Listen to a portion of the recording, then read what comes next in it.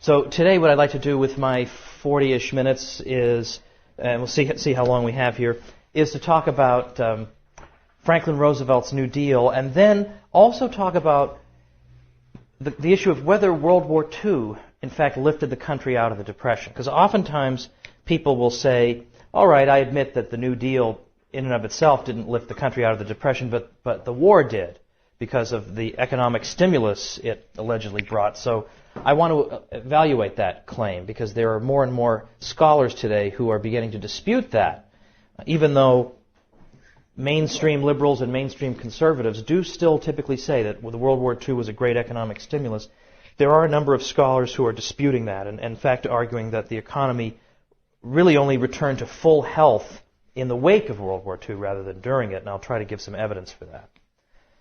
Well, this is a bit self-referential, this beginning here, but in May of last year, a historian named Ted Widmer warned in the New York Times, and I'm quoting him, that a recent spate of books from the right, including Jim Powell's FDR's Folly and Thomas E. Woods Jr.'s Politically Incorrect Guide to American History, have accused President Franklin D. Roosevelt of prolonging the Great Depression and generally screwing up America, unquote.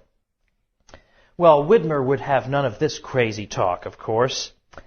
Quote, FDR embodied hope to a people consumed by despair, he hastened to remind us. And continuing to quote Widmer, Roosevelt reinvented the presidency during his first 100 days in office through bold policy innovations, brilliant speeches, and broadcasts, and a personal connection with the American people that has not been equaled since. Through his words, his improvisations, and his effortless optimism, Roosevelt resuscitated American capitalism, and in so doing may have saved democracy as well. Well, this is prose and analysis fit for a freshman term paper or a fan club newsletter, and yet these platitudes and cliches were written in the New York Times by what we are led to understand as a professional historian. Here, once again, we confront the model of president as demigod, restoring hope, saving democracy, taking bold action, all in all just oozing with brilliance. Biographies of Il Duce must read something like this. The impression Widmer leaves is that were it not for a few oddballs like Powell and Woods, Americans might once again be able to enjoy their undisturbed contemplation of the greatness of Franklin Roosevelt. That there exists a vast and growing body of serious scholarship that debunks the Roosevelt myth is, as usual, left completely unmentioned. Now, Widmer aside, many on the mainstream left acknowledge that FDR's New Deal programs did not lift the country out of the Depression. According to Robert McIlvaine, we have this statement, for all it did, for all it changed, the New Deal never succeeded in its primary goal, ending the Depression.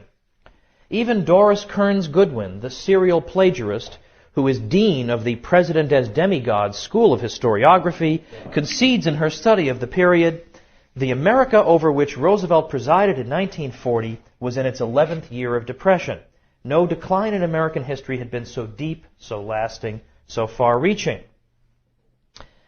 In 2004, the prestigious Journal of Political Economy, which may be the world's top academic economics journal, featured an article by Harold Cole and Lee Ohanian demonstrating that the Depression persisted not in spite of the New Deal, but because of it.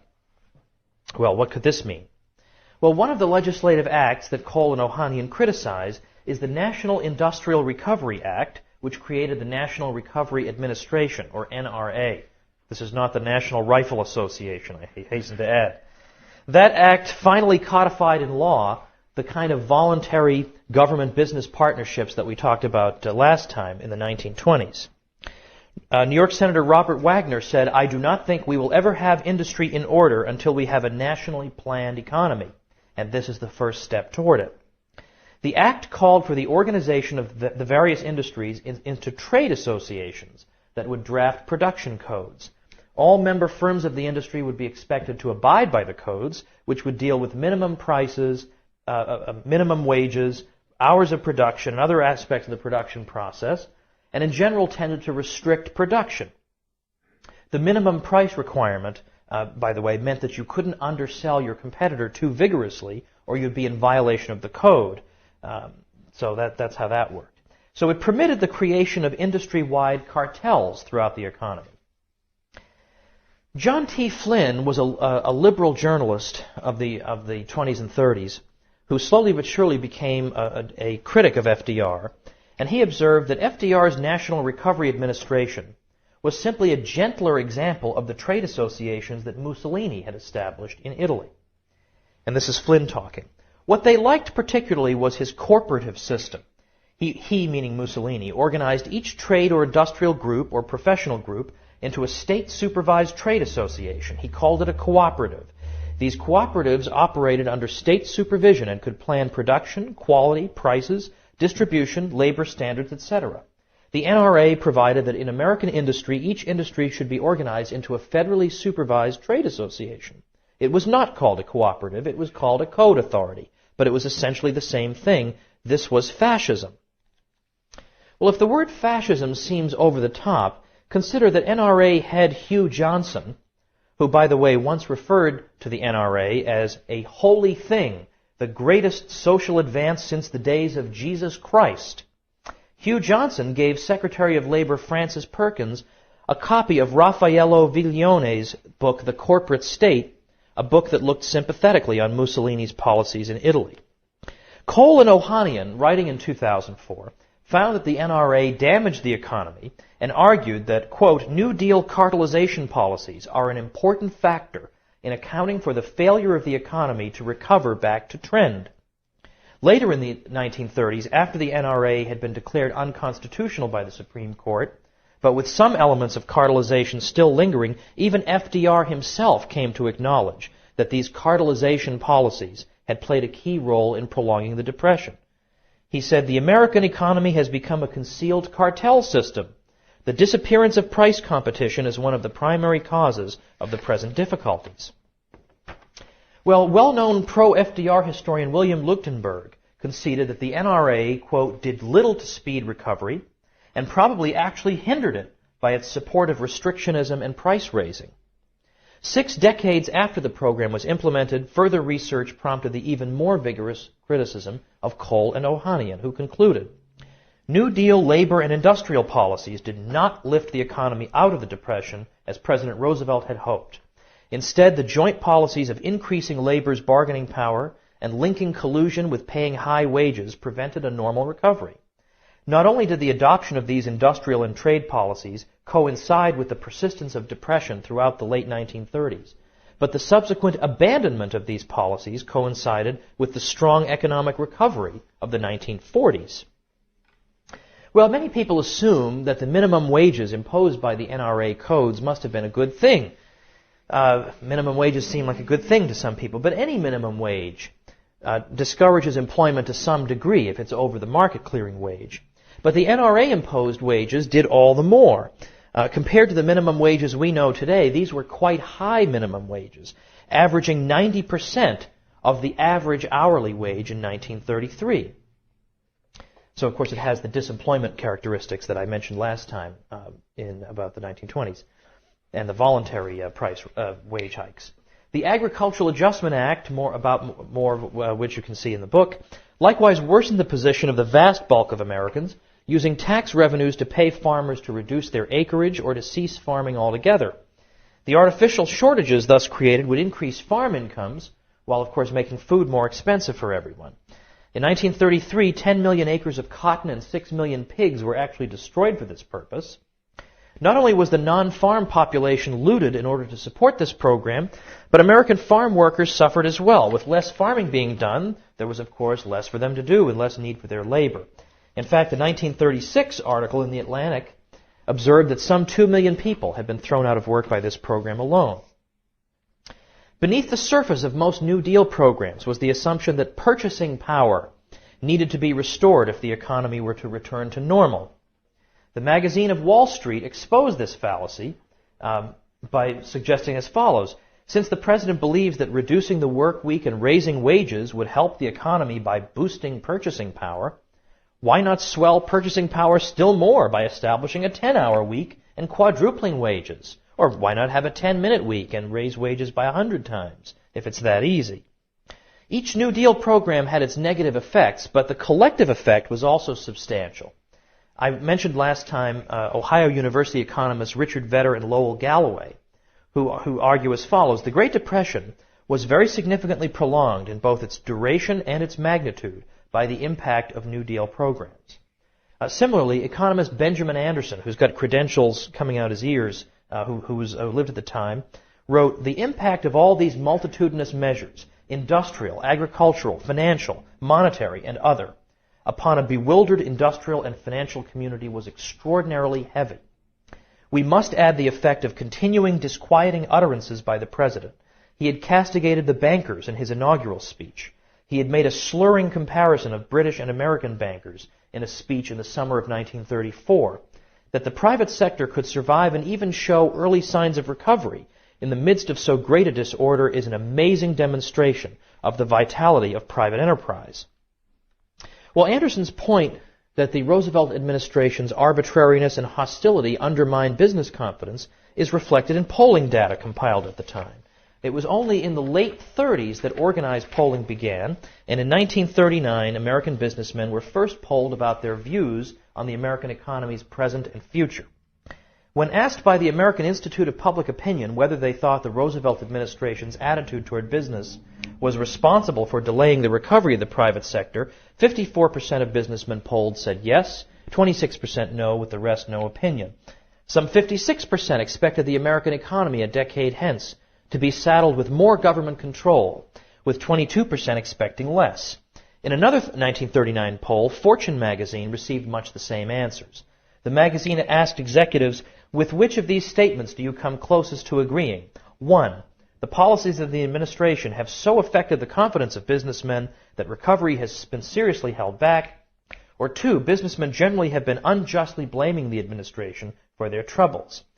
Nearly two-thirds agreed with the first statement and only a quarter with the second.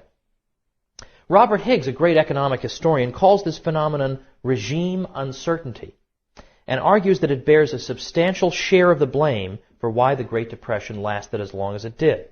He concludes that given the unparalleled outpouring of business-threatening laws, regulations, and court decisions, the oft-stated hostility of President Roosevelt and his lieutenants toward investors as a class, and the character of the anti-business zealots who composed the strategists and administrators of the New Deal from 1935 to 1941, the political climate could hardly have failed to discourage some investors from making fresh long-term commitments. Well, we know from investment data compiled from the period that long-term investment, the kind that's needed for recovery, was precisely what uncertain businessmen were moving away from. Long-term bonds carried a substantial risk premium, indicating that businesses were uncertain about the future. Professor Higgs's polling data from the 1930s suggests that this uncertainty about the future boiled down to uncertainty about future government policy. Businessmen took seriously the threats and denunciations that ceaselessly issued forth from the White House. The Illinois Manufacturers Association, for example, in a statement forwarded to Roosevelt via the Commerce Secretary, cautioned that the principal obstacle to business revival with accompanying increase in unemployment is the almost universal attitude of uncertainty and apprehension on the part of business executives regarding the future policies of the federal government on issues directly affecting the welfare of private enterprise. Many similar statements were forthcoming. In 1934, a meeting of more than 100 business executives and financial experts in New York, under the auspices of the American Management Association, submitted a report to Roosevelt through Treasury Secretary Henry Morgenthau, concluding that uncertainties regarding the fiscal situation likely to result from the government's borrowing and spending activities, with consequent effects upon monetary and revenue policies, are retarding reemployment and recovery. But those activities continued. In June 1935, Roosevelt proposed a series of tax increases that included higher inheritance taxes, gift taxes, and personal income taxes, as well as a graduated scale of corporate income taxes. Walter Lippmann, who had once been a supporter of the New Deal, complained that the tax bill reflected, in his words, the absence of any plan and the lack of intellectual effort, the work of tired brains, relying on their wishes and their prejudices, and throwing out casual suggestions which they are too hot and bothered to think about. The New Republic magazine observed, and the New Republic is a big supporter of FDR, observed that the whole conception behind the tax bill overlooks the fundamental fact that there is little point in trying to redistribute wealth as long as nothing is done to produce more than a fraction of the wealth we are equipped to create. The New Deal's admirers assure us that FDR's massive spending projects provided jobs and economic stimulus. Now, it is true that government make-work jobs do benefit those who get the jobs, but we need to take the analysis further than this single obvious step.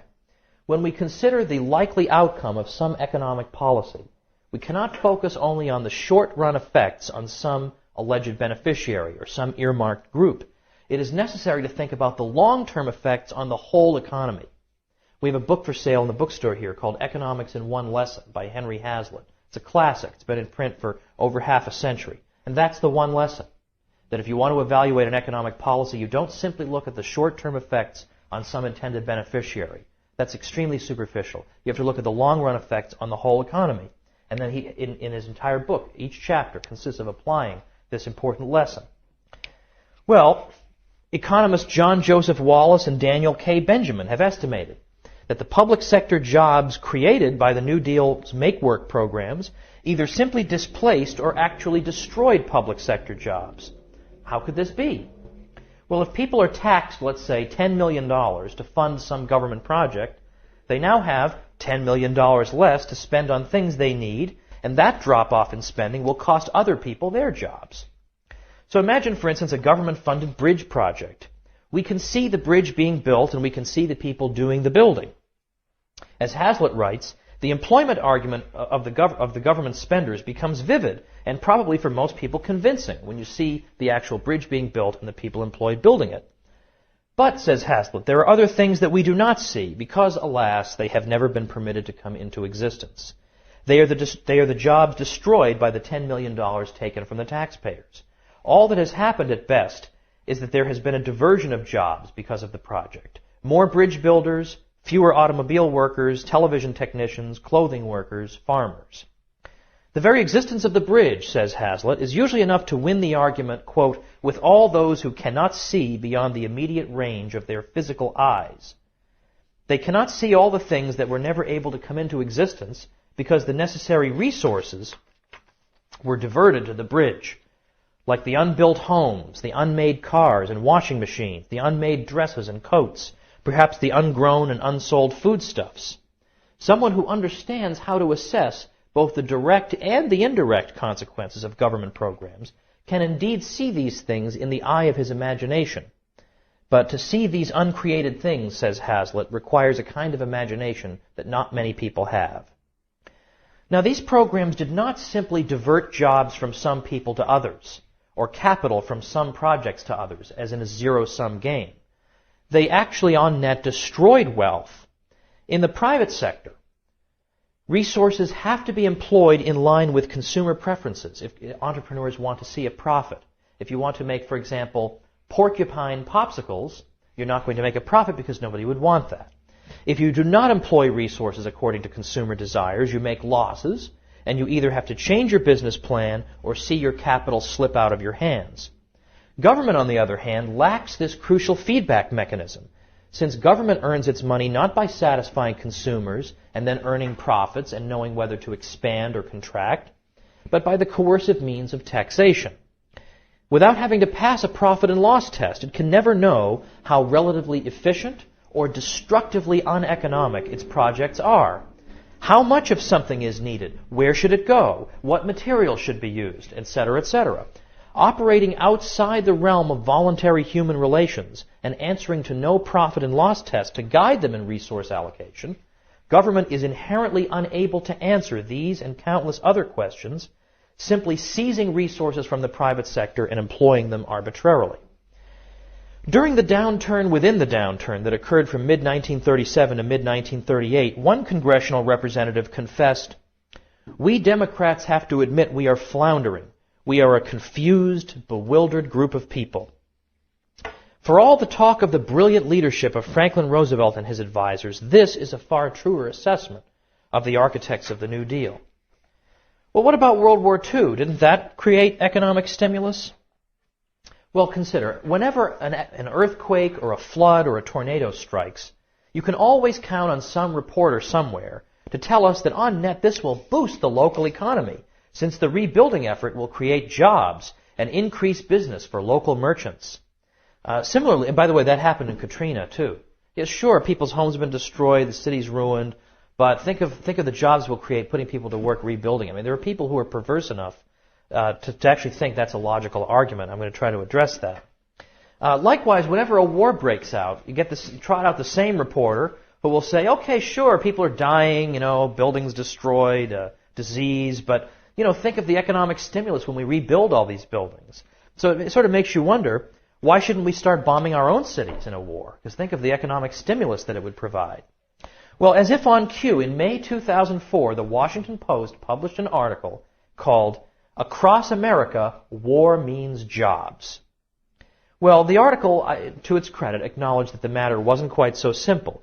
But the article nevertheless quoted a great many people who asserted that the war was a boon for the economy. If it wasn't for Defense Department contracting, said Brian Smith of Columbia Sewing Company, we would not be here and 200 people would be out of a job.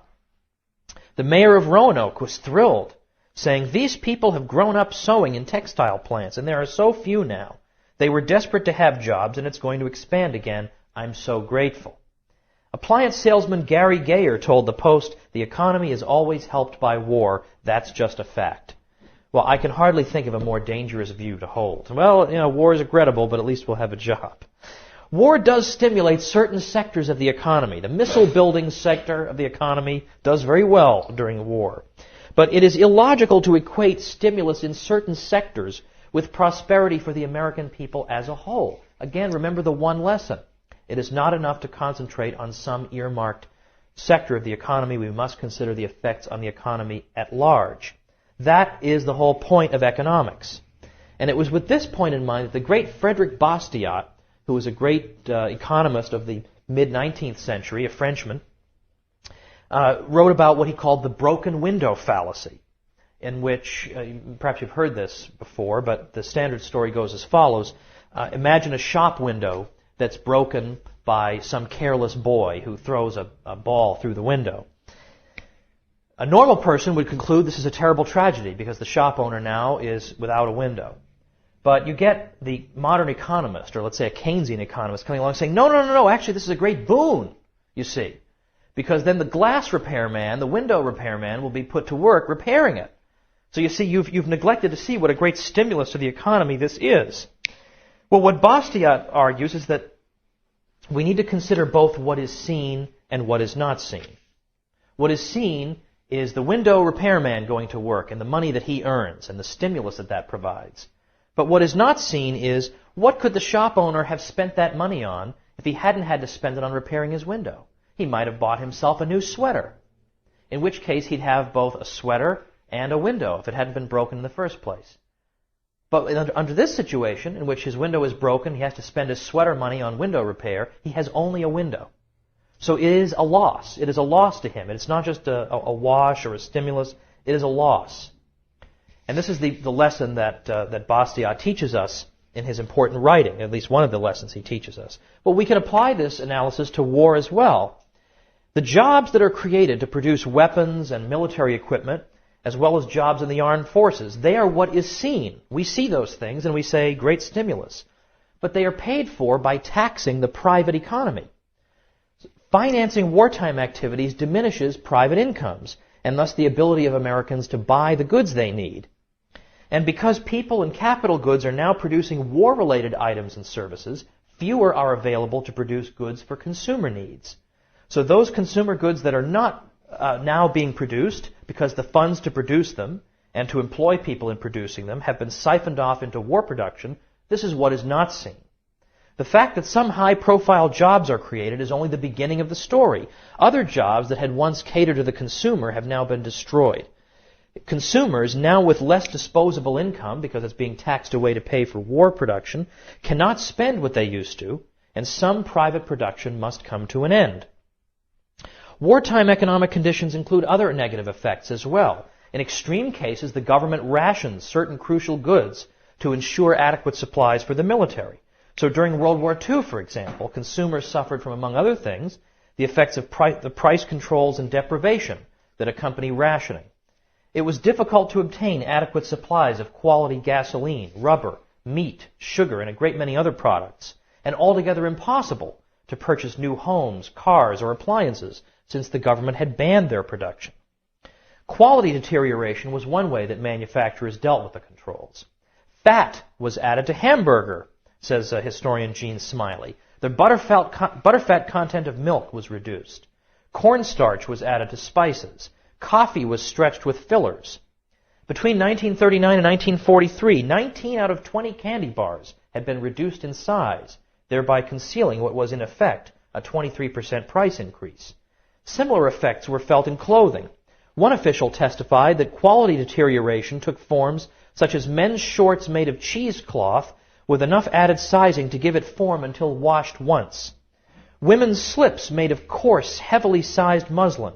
Water-resistant baby pants that allowed a third of a glass of water to drain through after being washed once. And cotton sweaters that were so loosely knit they could not hold their shape. Even when outright rationing is not undertaken, government purchases nevertheless distort the economy. For instance, large purchases of steel will lead to price increases, making it more difficult for private businesses that use steel to meet their competition in a global market. If the higher prices attract new producers of steel, this new production comes at the cost of abandoning other industries, thus further skewing the economy in favor of the government's preferences over those of the consumer. Fewer, dearer goods and less money with which to buy them. There is your wartime prosperity. And that is not to mention all the wealth that could have been produced if the requisite labor and material inputs had not been diverted into war production. Now, it is no answer to say that the armed forces and the munitions are necessary in order to win whatever war it is. True as that may be, that's not the issue here. The issue is, does war make Americans more prosperous? Now, the view that war brings prosperity had until recently been entrenched as the conventional wisdom, particularly in historians' treatments of World War II. The war, we are told, lifted the country out of the Great Depression. Scholars on left and right alike can be found predictably repeating this claim. Seymour Melman, who's quite sound on most issues, nevertheless sums up the conventional view. He says, the economy was producing more guns and more butter. Americans never had it so good. Well, as late as 2004, I actually thought recent scholarship, which I'm going to share with you, had at last corrected this bizarre and dangerous misunderstanding of a central episode of our country's economic history, finally proving that the alleged wartime prosperity had been and logically had to be only an illusion.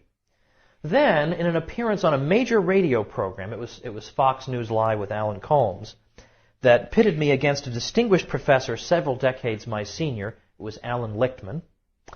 There was the myth all over again. That was the way he answered me. I explained why the idea of wartime prosperity was on the face of it obviously a fantasy, no different from the fallacies we hear all the time from the mainstream media about the jobs that earthquakes and floods will bring.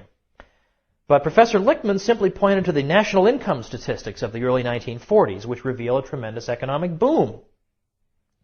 Well, a more egregious lack of acquaintance with modern scholarship can hardly be imagined. Since the 1990s, important scholarly work has completely undercut this fable. This scholarship has directly confronted these typical arguments. The wonderful GDP figures for the war, the incredible 20% annual growth rates from 1941 to 1943, and so on.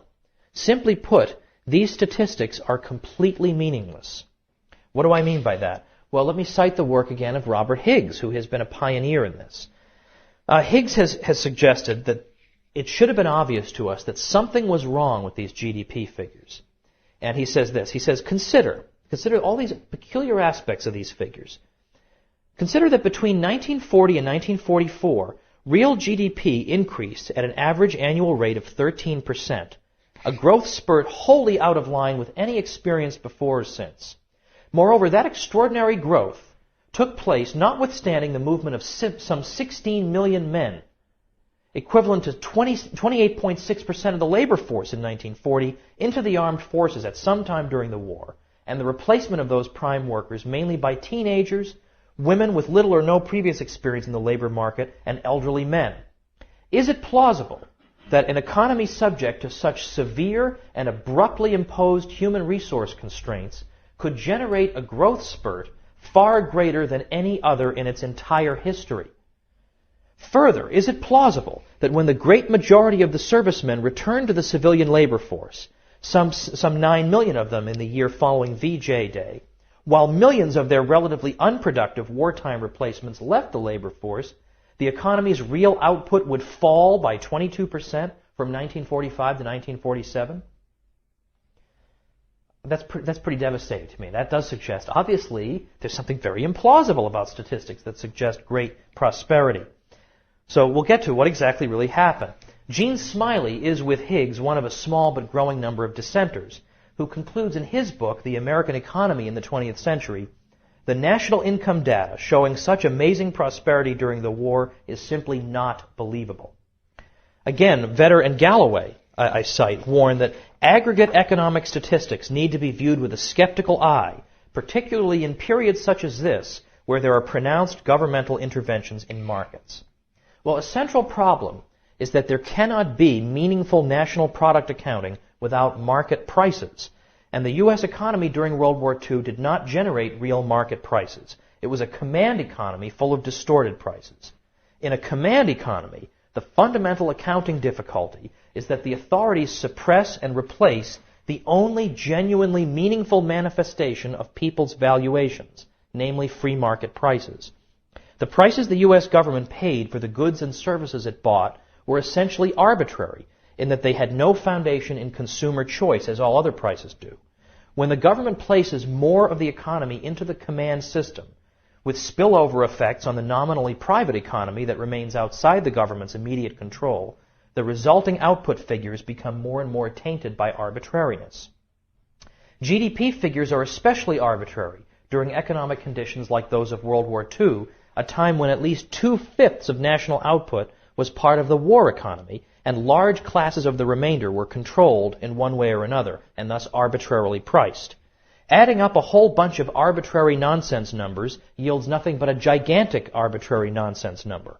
And yet it is nonsense numbers like this, that is the GDP figures for the war years, on which even professional economic historians have relied in painting a picture of wartime prosperity.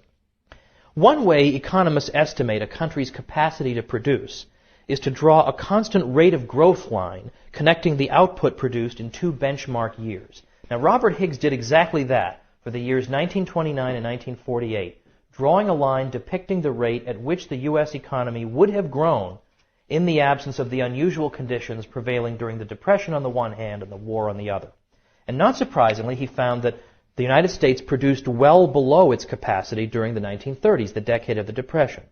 But during the war years, he found that the American economy produced far above its production capacity, a contradiction in terms, which is why Higgs contends that the apparent supertrend wartime boom in output was nothing but an artifact of an unjustifiable accounting system. Another problem with taking these GDP statistics at their face value is that we are also forced to accept what they tell us about the extremely prosperous year of 1946. As the official statistics would have it, the U.S. suffered a terrible depression in that year. Real GNP fell by more than 20% in 1946 alone, the worst single-year downturn in American history. Real output fell by 22.7% from 1944 to 1947. But the Great Depression of 1946 is every bit as much a phantom as the wartime prosperity to which the same faulty statistics also point. Americans were fantastically prosperous and enjoyed low unemployment in 1946. If you accept one, though, you must accept the other. Since there was no Great Depression of 1946, we should feel all the more vindicated in rejecting the equally misleading GDP data from the war years. What GDP figures obscure is that the private economy performed extraordinarily well in 1946. Private output increased by 30% that year alone, by far the most extraordinary single-year jump in private output in American history. That is a measure of prosperity, not how much the government is spending, but how much the civilian economy is producing. That is where wealth is created and living standards are raised. On the other hand, the private economy shrank dramatically during the war. Well, as the official statistics would have it, World War II was a time of great prosperity and 1946 was a time of depression. The truth is just the opposite. What these statistics really show is just how substantially government activity can distort the true economic picture. And they also show that common sense must always prevail. Diverting wealth away from private use and taxing consumers to pay for the diversion is not how prosperity is created. Are we asking too much to expect our historians to grasp that point?